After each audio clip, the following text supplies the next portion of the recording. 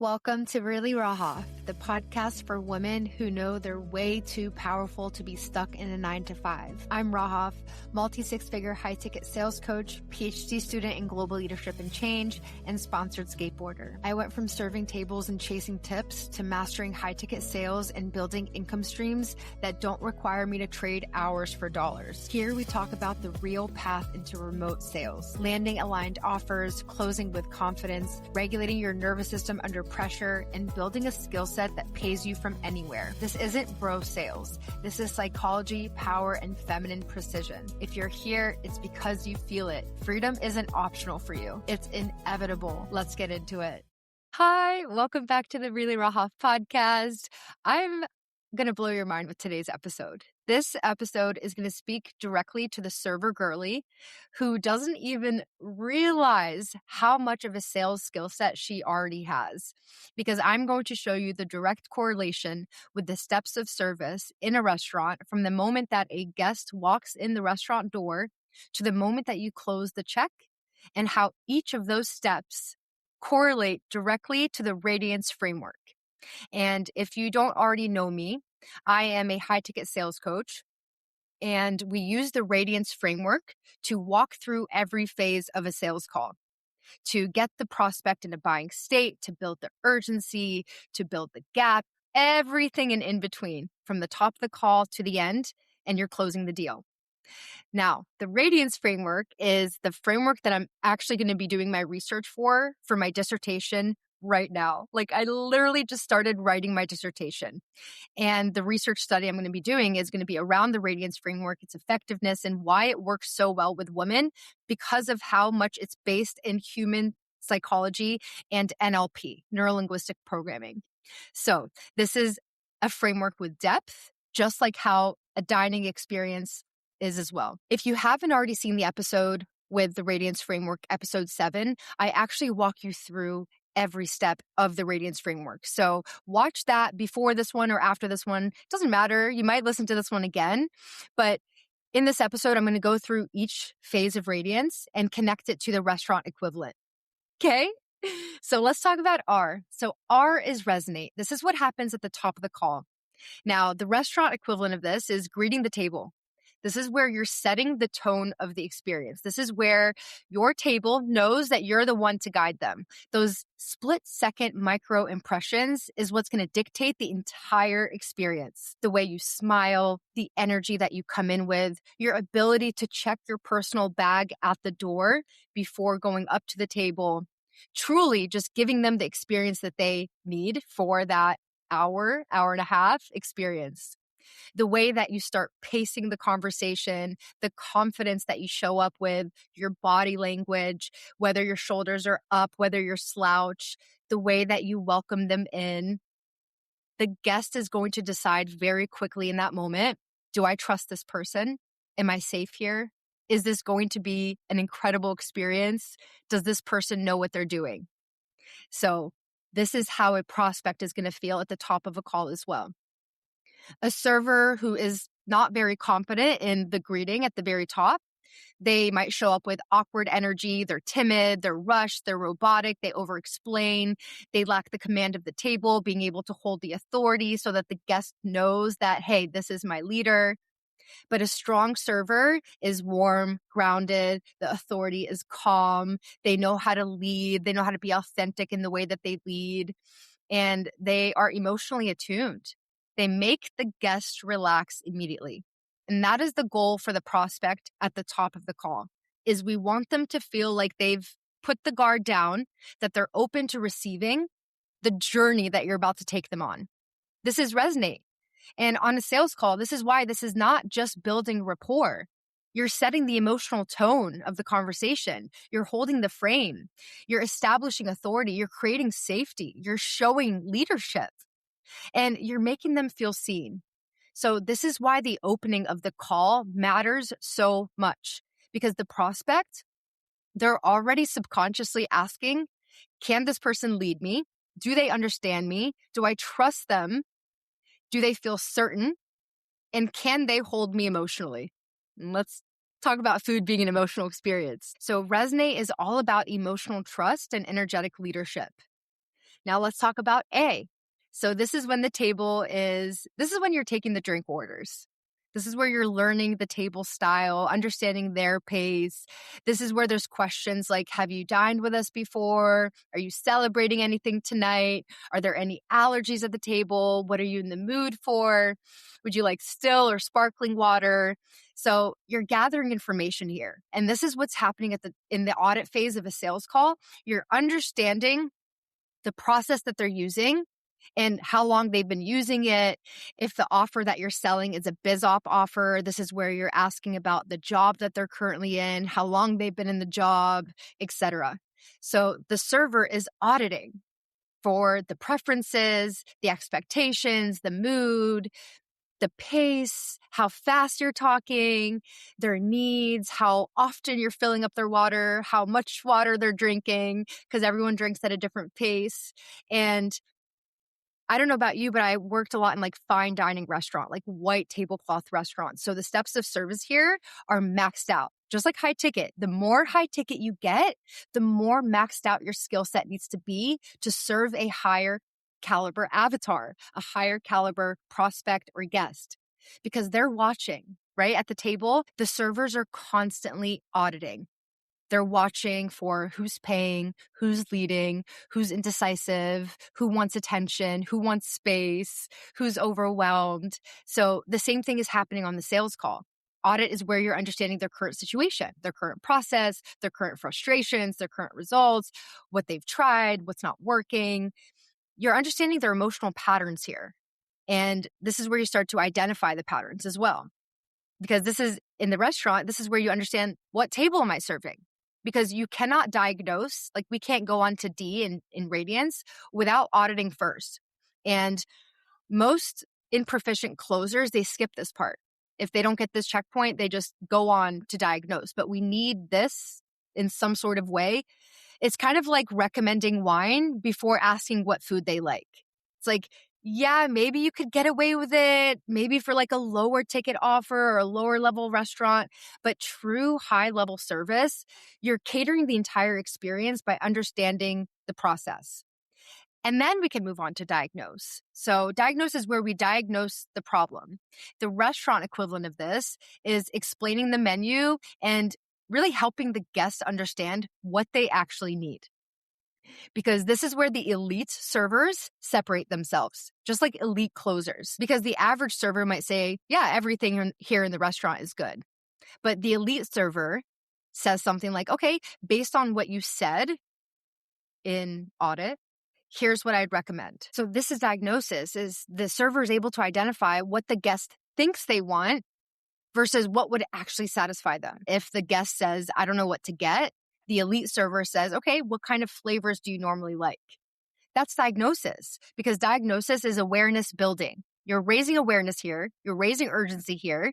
So if the prospect on the sales call says, I need more clients, and it's a business coaching offer you're selling, but through the diagnosis, you realize that it's not a lead problem, it's a conversion problem. This is where you can properly diagnose. You connect patterns. You are able to expose the roots of the problems, not just the surface level symptoms. And you show the real cost. This is where that urgency is really built up, because you're helping them understand that the issue is deeper than they initially realized. And then we go into illuminate.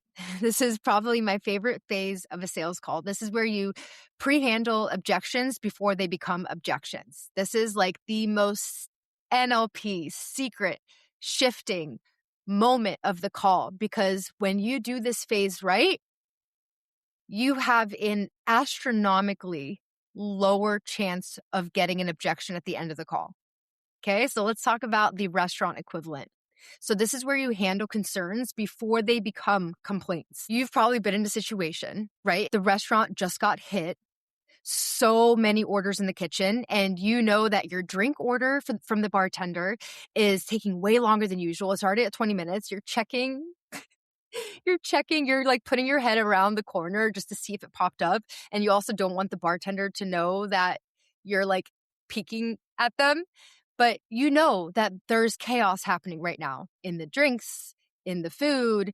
So the way to pre-handle this before it becomes a problem when you drop the check is saying, just so you know, the kitchen is moving a little slower tonight. We just got hit. Or say they order a dish that you know is spicy and it doesn't say spicy, letting them know like, okay, just so you know, this dish is spicy. Is that okay? So you're pre-handling the fact that, hey, that could drop on the table and they hate it because it's spicy. Or maybe they order more food than they probably realize because they don't know that your restaurant's portions are huge. So letting them know like, hey, by the way, the portions are huge. Because then all that food's going to hit the table and it's going to be like, I can't even eat all this. Like, why didn't you tell me that this was so much food? Like, you clearly knew. So those are just like some examples of how to pre-handle concerns before they become concerns, because the server's illuminating the expectations, the concerns, the friction that's hidden, the long wait times, etc., any misunderstandings. And the same happens on a sales call. So illuminate is where you identify the smoke screens, the money objection, the time objection, the shopping around objections. You isolate that and you find out the genuine fear. Oh, that's too much money. I've never invested in the past before because of how much money it is.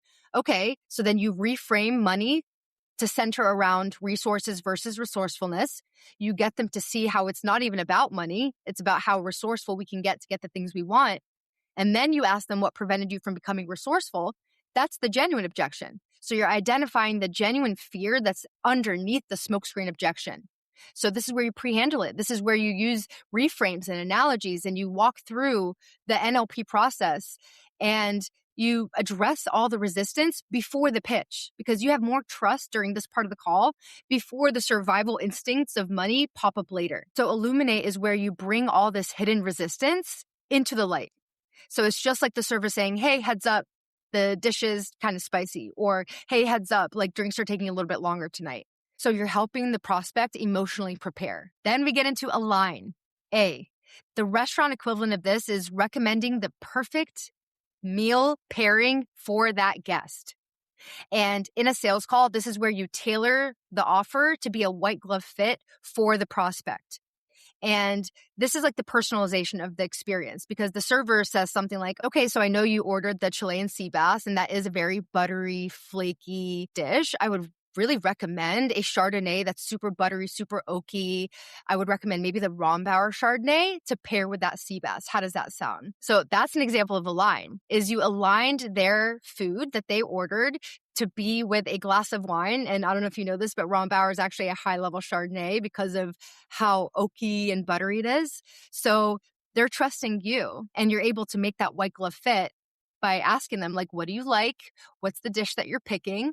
And it becomes like this nice aligned fit, because this isn't like, here's my program. This is, okay, based on what you shared, like, what do you feel like you would really need from a program? And how do you like to learn? How do you like to be trained? So that gives you an opportunity to be able to position your pitch at the end to make it that white glove fit. And the prospect starts to think, oh my God, like this feels like it was made for me. That alignment creates that emotional certainty so that they can feel like, hey, this is for me. I trust this. I feel like I made the right decision getting this. And then we get into Nova. So the restaurant equivalent of Nova is the elevated dining experience, like when it goes up, up, up. So this is where you make it not just about the food that they're eating. You're making the whole experience for the table to be memorable for them, something they'll never forget.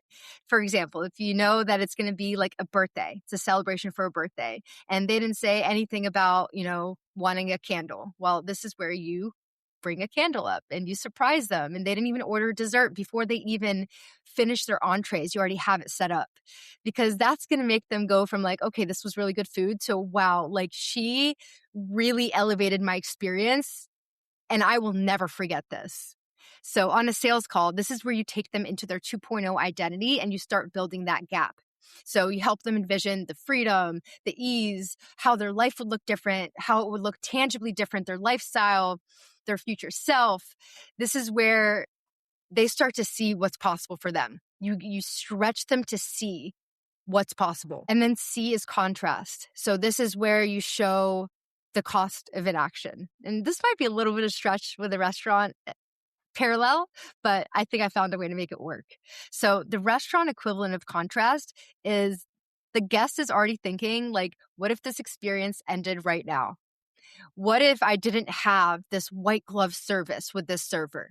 So contrast is the difference between being cared for and not being cared for. So that's the analogy we're going to create here. So imagine no recommendations, bad service, you didn't have the wine pairings, you felt ignored. So the guest suddenly starts to realize the value of the experience and how important it is. Like in sales, this is, well, what happens if nothing changes? Like the other side of the coin. This is where the emotional gap becomes wider because Nova takes them up and contrast takes them down. So the space between these two phases is what creates the urgency. The higher you take them up, the lower from baseline they will be so they can properly make a decision that's not from baseline. Because as humans, we're operating at this baseline. We all have our baseline that we're operating from. It's the comfort zone. And we don't make decisions to change unless something takes us out of that baseline and we have that I'm done moment. That's human behavior. Humans don't really make decisions with urgency from desire. It's like, yeah, that's kind of nice. Financial freedom. Okay, cool. But what's going to actually light the fire under them? That's what contrast does. This is the emotional consequence. Like what happens if nothing changes? The repeating cycles, the burnout, the waking up every day, the dreading the work, the missed opportunities. So this is where the prospect realizes, oh my God, like I actually cannot keep doing this. Like something has to change right now. Because the contrast emotionally is activating that decision making. Without contrast, like if it was just Nova is just a fantasy. But the pairing with contrast right after is what makes it a necessity. And then we go into our final phase, which is extend. This is the pitch. This is the closing the table. This is the close. So the server says, okay, here's the check, et cetera, et cetera. Notice that there's no emotion in dropping the check. The restaurant does not apologize for charging because the value has already been established throughout the entire dining experience. And the same goes for high-ticket sales. If radiance was done properly on a sales call, the close feels natural. It feels like it just makes sense. All the pieces just come together. So extend is presenting the investment, you're inviting that commitment, you're guiding them in the next steps, and you're making the decision feel normal, like matter of fact. I don't know how else to say it. It's just matter of fact energy. Like, yep, this is the value. Here's what's next. What do you want to do? And more amateur closers here get weird because they skipped a step of service. They didn't go deep enough in a phase. They weren't as attentive to detail. Because great closers do not fear the check. They're confident. They're confident in the way that they handled that table experience because they know, I served this person well, I'm getting 20% tip. And honestly, that's why restaurant servers become such amazing salespeople because of their ability to discern and to walk through the steps and to have that confidence because they already understand sequencing between the steps. Emotional attunement, how to discern energy, how to like almost mind read, how to recommend, how to pair, how to upsell. This is service psychology. You, as a server, already know how to guide human beings through that experience. A closing call, take it from me. This is my 3rd year in high ticket sales and I served tables for 15 years of my life. It's not that different. You're just learning a deeper skill set of being able to serve a table on a Zoom call, if you will. So my intention for this episode is to show you how close you are to switching industries and leveraging your skill set and making more money in a day that you ever could in a month of serving tables. It's nuts. You're just in the wrong industry. So I want this episode to light that fire under you with your mindset, with that delusional mindset of knowing, hey, I actually do have what it takes because everything else becomes learning radiance in the context of a sales call with mock calls, practice, repetition, everything. Just understanding a new framework now. So, yay! Oh my God, this episode was so fun. Send me a DM with your biggest breakthrough if you were a server and it's really landed for you. And this is what we're doing inside Revenue Room. So as always, you'll see a link in the show notes. Come join me and the other women inside who were servers, restaurant workers. Some are moms. Like they all want that financial freedom. They all want to learn sales so they can just be in an industry that supports their cycle, that supports their feminine flow. So We can hop on a call, see if it would be a good fit for you. All that information is in the show notes. I love you so much, and I'll see you next week. If this episode resonated with you, if something clicked, stretched you, or made you see what's possible, share it and tag me on Instagram at Radiant Rahaf so I can hype you up properly. And if you haven't already, subscribe and leave a 5-star review so more women who are ready to step into high-ticket sales and reclaim their freedom can find this space. Thank you for being here. I'm so excited for you already. See you next Tuesday.